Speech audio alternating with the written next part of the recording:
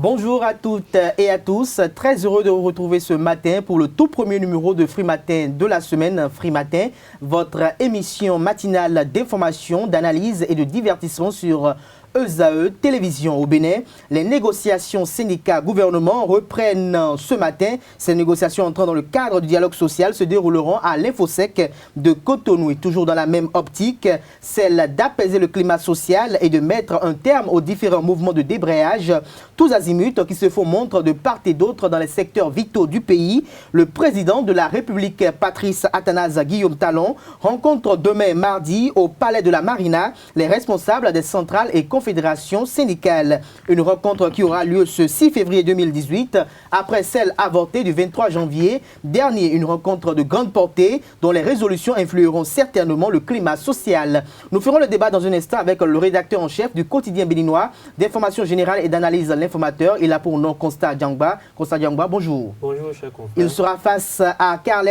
Kitome qui nous présente d'ailleurs le bulletin d'information de ce jour sur Free Matin. Carles Kitome, bonjour. Bonjour, Carles. Au menu des informations de l'actualité. Les reprises des négociations entre centrales, confédérations syndicales et le gouvernement béninois ce matin sont au programme, de même que la calmie installée au Togo après l'annonce d'une date pour le dialogue politique. Vous aurez droit, avant le bulletin d'information à la une des journaux et à la fin de cette émission, vous aurez droit à la page des sports, une présentation de Larios Adjagbono avec lui. Il nous édifiera d'ailleurs sur le rideau qui est tombé hier sur la 5e édition du championnat d'Afrique des Nations CHAN. Le Maroc a été prophète chez lui en battant le Nigeria en finale. Bienvenue, bonjour. Voici la une des journaux. La une des quotidiens parus ce matin, nous démarrons par l'Économiste qui affiche ce jour en manchette, négociation gouvernement-syndicat, le relèvement du SMIG en débat. Nous passons au Le Clairon, toujours en manchette, il affiche non-installation du COSLEPI à ce jour vers le report des législatives de 2019. C'est une inquiétude du confrère du quotidien Le Clairon. Les pharaons à présent, dégel de la fronde sociale. Pourquoi les syndicats ne veulent pas faire des concessions, s'interroge le confrère. Le potentiel rencontre de négociation gouvernement-syndicat. L'intransigeance syndicale hypothèque le dénouement de la crise. L'événement précis, négociation gouvernement central. Voici les 4 gros points déjà vidés. Les 4 gros points déjà vidés sont à découvrir à la page 3 de l'apparition du jour de l'événement précis. La nation, échec des négociations gouvernement central syndical. La médiation du président Patrice Talon est attendue. Nous passons au quotidien Le Béninois libéré. Supposée rencontre avortée entre Patrice Talon et Emmanuel Macron. Faux et archi-faux. Talon n'était même pas attendu à Paris. Renseigne le confrère. First Info, déstabilisation d'opérateurs économiques et personnalités sous la rupture. Le GRDS Afrique avait tiré la sonnette d'alarme. Nouvelle expression, volet social du gouvernement de la rupture. L'enveloppe financière est considérée à hauteur de 180 milliards de francs CFA. Le challenge rencontre syndicat, chef de l'État demain. Talon, le père de la nation, parle à ses enfants. L'Informateur, le coordonnateur national Eugène Azatasso à propos des FCBE. L'Alliance s'est très bien conservée malgré les seringues. Le congrès du week-end prochain lèvera de nouveaux jours sur l'Alliance. Toujours avec l'Informateur en deuxième titre à la une. Reprise ce jour du dialogue social. Le gouvernement toujours dans la posture de l'apaisement. Le défi d'une génération en manchette, redressement fiscal à l'encontre de Common SA, JLR et SI l'élite. Le plus dur commence pour Sébastien Germain à Javon. Alors, et droit de la une de l'apparition du jour du quotidien Le Matinal. Invité sur l'émission sociopolitique Carte sur table, Christian Moussia désavoue Candide Armand Marie Azanaï. Bénin intelligent, sécurité, police républicaine des pays africains à l'école du Bénin. Le meilleur après le rendez-vous manqué du 23 janvier 2018. Le président Patrice Talon rencontre les centrales et confédérations syndicales demain mardi. Ensuite, quotidien, négociation gouvernement-travailleurs, le jusqu'au-boutisme des syndicats plombe le dialogue. Les pharaons, nous revenons au quotidien Les pharaons, deuxième titre à la une. Revue des activités du PTA 2017 du CNSR et perspective 2018 Aubin Adou-Kono et le CNSR vers la réduction des cas d'accidents de circulation. Et nous finissons avec Les pharaons. Nouvelle grille salariale des directeurs de cabinet et secrétaires généraux des ministères. Armand Gansé réagit et met fin à la polémique. À découvrir ces explications à la page 3 de l'apparition du jour du quotidien Les Pharaons. Ce sera tout pour la une des journaux de ce matin. Les quotidiens sont disponibles en ligne et dans les kiosques sur l'ensemble du territoire national. Nous passons au bulletin d'information, une présentation de Carles Kitome. Lundi 5 février 2018, bienvenue au premier bulletin d'information sur Esaü TV. Le gouvernement béninois et les syndicats poursuivent ce matin les négociations entamées la semaine passée. Pour cette ultime journée de négociation, 4 des 8 points initiaux restent à débattre. Rappelons qu'à la suspension des travaux le vendredi, les deux parties n'avaient pas la même interprétation de l'avancée des travaux. Toujours au sujet des négociations entre le gouvernement béninois et les centrales et confédérations syndicales, le chef de l'État reçoit les représentants des syndicalistes demain à 17 h au palais de la Marina. Les post-Corée Bénin émergents FCBE organisent les 10 et 11 février 2018 leur deuxième congrès ordinaire. Une assise qui marquera la renaissance de cette alliance de partis politiques qui montre des signes d'essoufflement depuis l'arrivée du président Talon aux affaires. C'est une occasion pour ces partis politiques de repartir sur de nouvelles bases. Pour le coordonnateur Eugène Azatassou, le congrès du week-end prochain qui tiendra à Parakou est une occasion pour rebâtir l'organisation autour de sa nouvelle vision. Il donne ici des explications. C'est l'organisation politique qui est issue de la fusion de toutes les organisations politiques, sociales, de toutes les personnalités qui ont soutenu le Dr Boni Yahi pour son élection en 2006 et qui ont décidé de l'accompagner. C'est une alliance de forces politiques dont le congrès de fondation a eu lieu en 2008. Et qui a accompagné le docteur Boni Yahi pendant ces deux quinquennats. Que beaucoup de cadres, un certain nombre de cadres nous ont quittés, notamment des députés, qui nous ont quittés.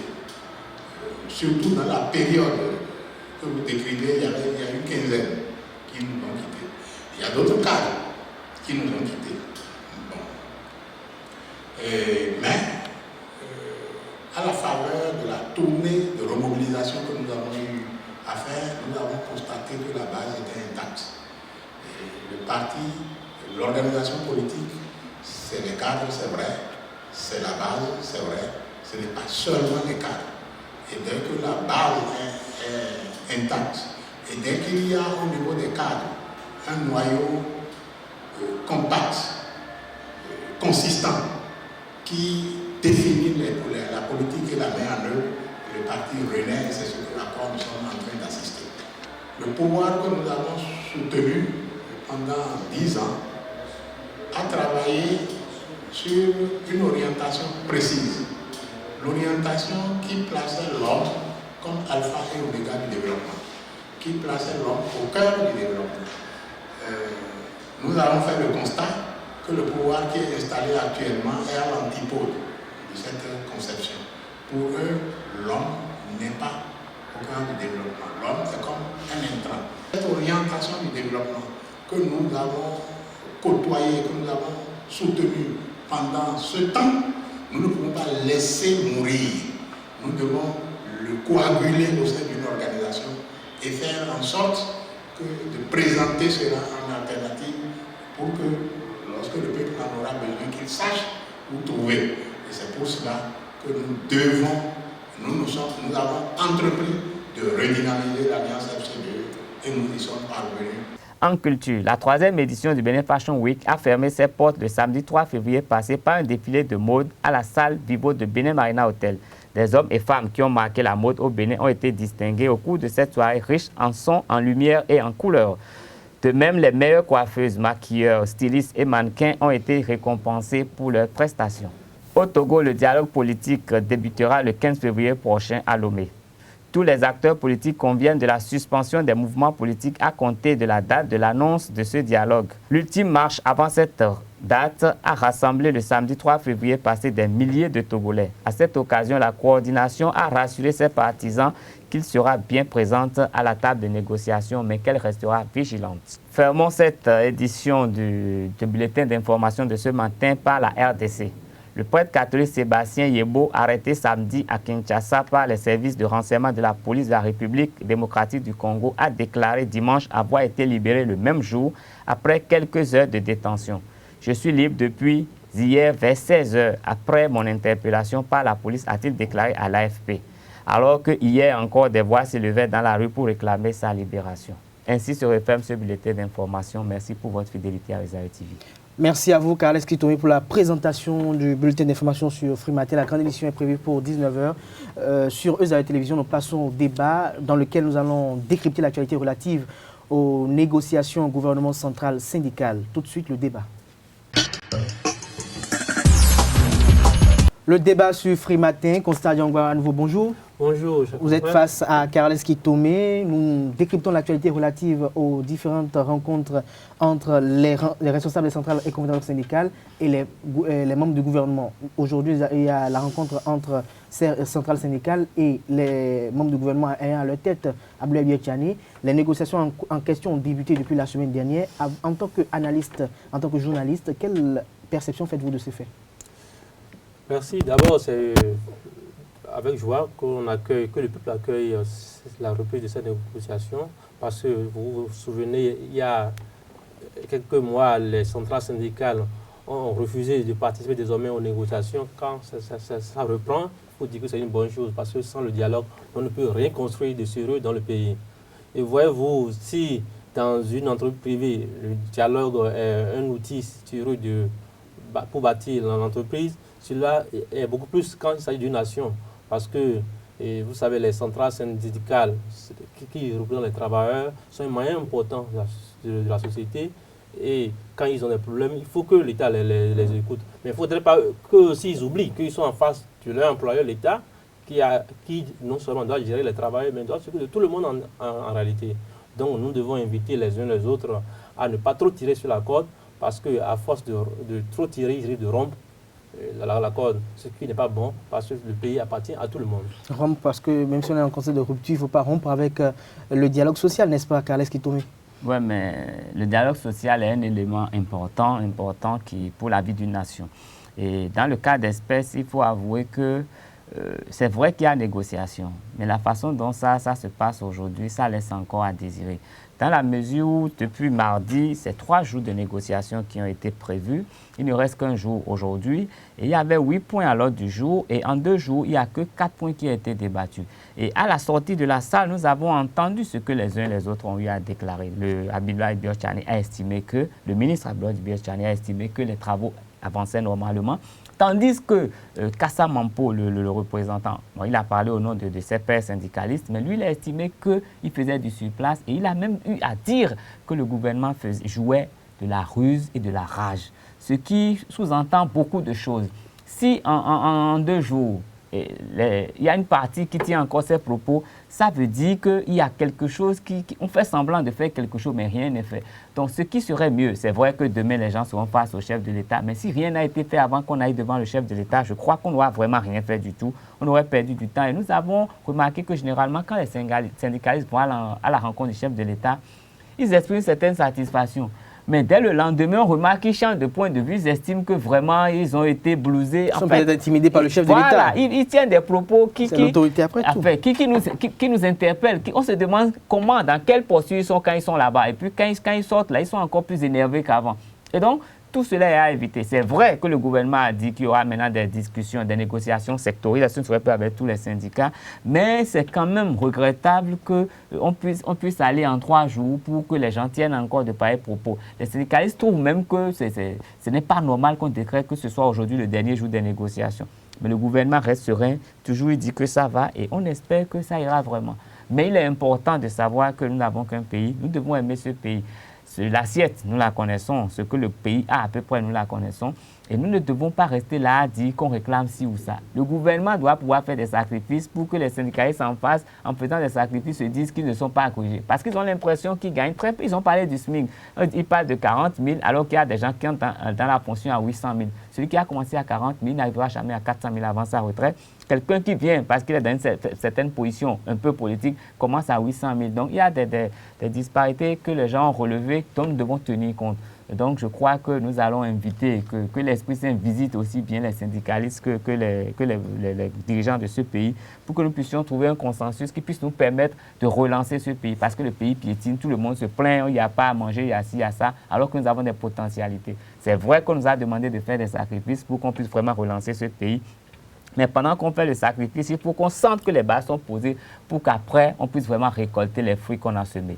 Vous parlez d'Esprit Saint, je pense que vous allez peut-être demander une messe pour l'État, pour la bénédiction. Point n'est besoin de demander une messe, mais c'est dans la tête, c'est dans l'esprit, c'est dans la conception qu'on a de la vie et l'Esprit Saint, c'est l'éclaireur. C'est l'éclaireur. Alors, Constant Diangba, il voit de près, quand on suit un peu les responsables des centrales et confédérations syndicales, est-ce qu'on pourra assister à un dégel de la crise quand on entend, comme l'a évoqué tout à l'heure Carles Sitoum, les propos évoqués ou tenus par Kassa Mampo, représentant des centrales et confédérations syndicales, à cette table de négociation? Est-ce qu'on est sûr qu'à l'issue de ces différentes rencontres, de ces différents conclaves, est-ce qu'on est sûr qu'il y aura quand même une amélioration de la situation, du climat social? On ne peut le dire parce que ça dépend de la posture des responsables syndicaux que le gouvernement a en face. Et voyez-vous, quand mon confrère Carlos parlait tout à l'heure, il a parlé du consensus. Il faut dire que c'est un mot-clé. Quand on parle de dialogue, il faut que chacun et chaque partie puisse avoir son intérêt et puisse non seulement avoir son lâcher du lest, mais il faut quand même que chaque partie concède à l'autre une partie de ce qu'il réclame en réalité. Voyez-vous, les centrales, les responsables syndicaux que nous avons, parfois ils sont dans une démarche de va-t-en-guerre. Quand je suis par exemple Naïmi Kassa Mampo, qui à chaque sortie des négociations disent qu'ils n'ont rien, que le gouvernement tourne en rond, quand il raconte ces trucs, quand il dit par exemple que la ruse à la rage, vous voyez ça invective le gouvernement. Et quand vous êtes face à votre employeur et vous l'invectivez, et vous irez jusqu'à la limite à des injures, ça bloque le dialogue. Vous savez, les invectives et les propos injurieux ne sont pas des terreaux fertiles pour un dialogue fécond. Il faut que nos responsables syndicaux savent qu'ils ont en face leur employeur. Quand bien même l'État, c'est pour nous tous, qui sont aussi qui sont comme des actionnaires de cet État, mais il ne doit pas oublier que le peuple a donné quitus à ce gouvernement de gérer le pays. Et le gouvernement n'est pas seulement là pour les simples travailleurs, parce que même si vous voyez les simples paysans qui sont à Tchounou-Tchouméguimé, qui sont à Tokontuna, eux aussi ils participent au renflouement des caisses de l'État. Et aussi, il attend de l'eau, il attend de l'électricité, il attend que ces routes soient bien faites. Et le gouvernement ne peut pas consacrer tout ce qu'il a dans la caisse aux seuls travailleurs, bien qu'ils soient un maillot très, très important. Donc les uns et les autres doivent savoir qu'ils doivent qu'ils doivent savoir juste où y aller. Quand je prends par exemple les responsables de la CCB qui réclament par exemple que le roi maintenant soit libéré. Je ne crois pas qu'ils sont sérieux, parce que dans un État sérieux, on ne peut pas demander à un gouvernement exécutif de s'ingérer dans les affaires judiciaires pour quitte à libérer un citoyen qui a un problème avec la justice. Ça, ce n'est pas sérieux. Mais il voit de près, est-ce que cette rigidité des responsables syndicaux n'est pas la source ou bien n'est pas le fruit de leurs acquaintances avec le politique? A priori, on peut le dire. D'ailleurs, je parlais tout à l'heure de la CCB, et nul n'est sans savoir que la CCB est un maillon important du PCB. Vous voyez, ce qui les conforte dans leur position de vote en guerre, des gens de l'opposition qui veulent toujours en découdre avec l'État central. Et ça ne leur fait pas une bonne presse, ça ne leur donne pas l'idée de des gens sérieux. Quand on rentre dans les négociations, il faut qu'ils sachent juste où aller, défendre le travail en réalité. Parce que ce qui préoccupe le travail aujourd'hui, il y a la question des enseignants, les vacataires. Certains d'entre eux ont passé le nouvel an sans percevoir même le salaire du décembre. Ce ne sont pas des familles. Il y a le relèvement tout ça est aussi à la source. Voilà, c'est des questions plus importantes. Mais quand... mécontentement de la CSTB. Oui, je suis d'accord. Mais quand il ne parle pas de ça, quand vous interviewez Kassa Mampo, il va dire il faut que 4% soient réintégrés, il faut que l'homme soit libéré. Mais ce sont des travailleurs. C'est des travailleurs. Mais qu'ils ont des problèmes avec la justice, laissez la justice en occuper. Ça, il n'y a pas à dire sur ça. Je crois que l'homme lui-même ne sera pas fier s'il est libéré parce que le gouvernement l'aurait voulu. Parce que les soupçons pèsent toujours sur lui. Mais si un juge déclare que vous êtes libéré, vous êtes innocent, ça veut dire qu'il peut bomber le torse pour dire vraiment j'ai été accusé injustement et je suis libéré. Et cela va à son actif. Mais donc, sur ce, il faut que les centrales savent ce qu'il faut demander. Et ce qu'il faut demander, c'est l'amélioration des conditions de vie des travailleurs, des enseignants et des autres qui n'ont pas, certains n'ont même pas encore de salaire. Il paraît que la santé, il y a certains qui n'ont même pas encore eu de salaire depuis des années. Ça, c'est des choses à réclamer et le gouvernement doit faire l'effort de corriger ces gens de trucs. Mais demander les revendications d'autres politiques, qu'on veut réintégrer les revendications qui vont dans l'intérêt des individus, ça n'augure pas d'une vraie chose. Alors, cet intérêt particulier au détriment de l'intérêt générale qui est prônée par les différents responsables des centrales et confédérations syndicales.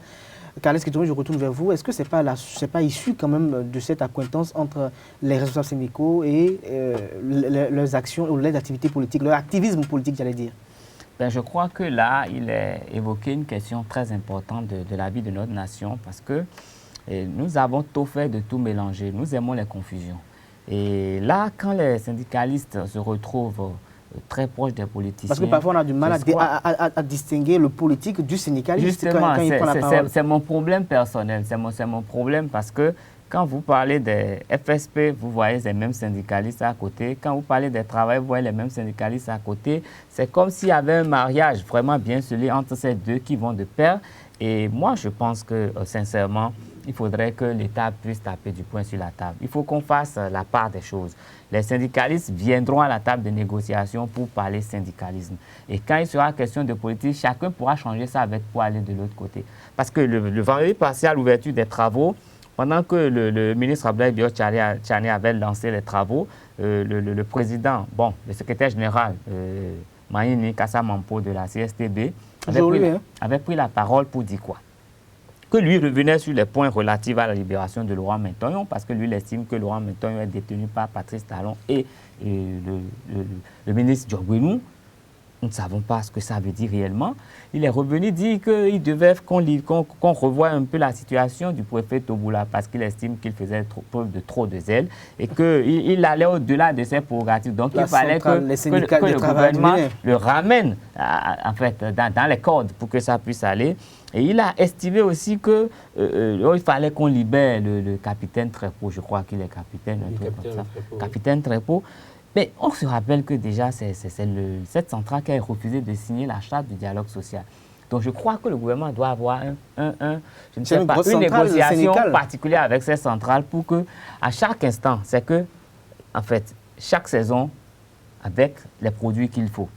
Donc, quand ils viennent à une table de négociation, l'enveloppe est là, on sait de quoi on veut parler. Donc, il faut éviter de faire, je pense, à mon avis, c'est peut-être des revendications légitimes, mais c'est de la diversion. Quand on a pris 3 jours pour discuter de tel point, que vous ramenez des points qui n'ont jamais été à l'ordre du jour et que vous estimez que c'est des préalables avant qu'on aille en négociation, je crois qu'il y a comme une volonté de ne pas voir avancer les travaux. Et quand on sait que c'est vous qui allez encore marcher demain avec les politiciens, je crois que sincèrement, il faut revoir tout avec ces centrales. Nous les respectons, mais il faut revoir pour qu'il n'y ait plus d'amalgame et que les problèmes particuliers soient distincts des autres problèmes. On ne peut pas faire asseoir 7 centrales pour venir parler des points qui ne sont pas à l'ordre du jour évoqués par une centrale. Je crois que là, ça pose un problème.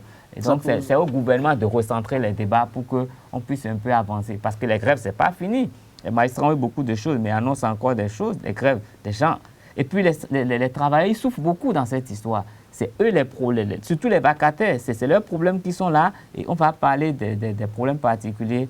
Laurent Mentoyon, il est face à la justice. Tous les autres problèmes-là, ça peut se régler autrement. Ils peuvent faire des actions spéciales face au préfet pour qu'on revoie les conditions. Mais moi, j'estime, pour ma part, que ce qui se fait n'est pas très constructif. Demain, ils seront de face au chef de l'État. Espérons qu'à la sortie, ils tiendront les mêmes propos le jour, le lendemain, la semaine d'après. À moi, c'est tout, c'est l'espoir que je nourris. C'est une grande espérance et je vais finir par Constant Diangwa pour vous poser la question de savoir, est-ce qu'aujourd'hui, à y voir de près, la CSTB qui est une centrale syndicale, celle des travailleurs du Bénin, la plus grosse d'ailleurs, est-ce qu'aujourd'hui, nous n'allons pas arriver à un renouvellement des statuts qui régissent quand même cette centrale syndicale pour lui assurer quand même une autonomie?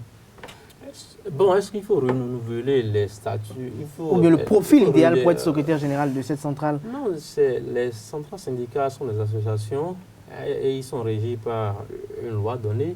L'État ne peut pas leur imposer un statut. C'est eux qui décident comment ils vont gérer le truc. Mais à y voir de près, comme l'a évoqué tout à l'heure Carles Kitoumé, on a comme l'impression que de façon récurrente, il s'insère dans le dialogue politique plutôt que dans le dialogue social. Justement. C'est un fait que tout le monde voit. Et aussi, mais il faut reconnaître qu'ils ne le cachent pas à le dire. Ils sont des répondants du PCB. Mais je crois que c'est le travail à leur niveau parce qu'ils doivent savoir, avant tout, ils sont des citoyens et on doit leur concéder le droit de militer dans n'importe quel parti politique qu'ils veulent.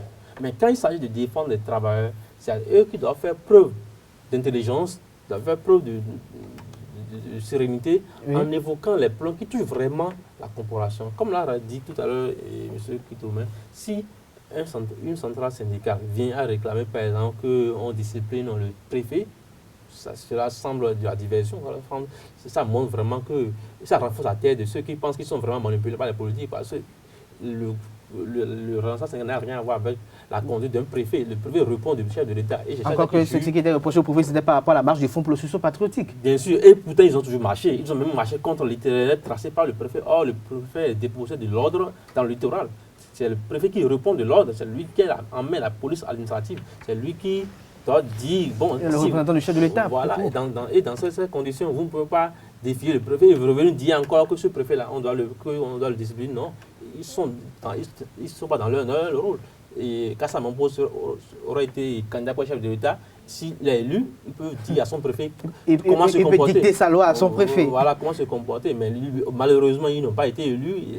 Les PCB, ils doivent se calmer pour savoir que le peuple a désiré quelqu'un pour nous diriger. En fait, c'est ça, il faut que les centrales sachent ça. Ce n'est pas eux qui doivent dire comment le Bénin doit gérer. C'est le chef d'État qui doit dire comment le Bénin doit gérer.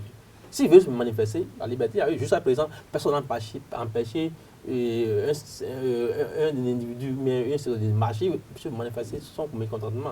Mais ils doivent savoir que leur droit s'arrête là où commence le droit des autres aussi.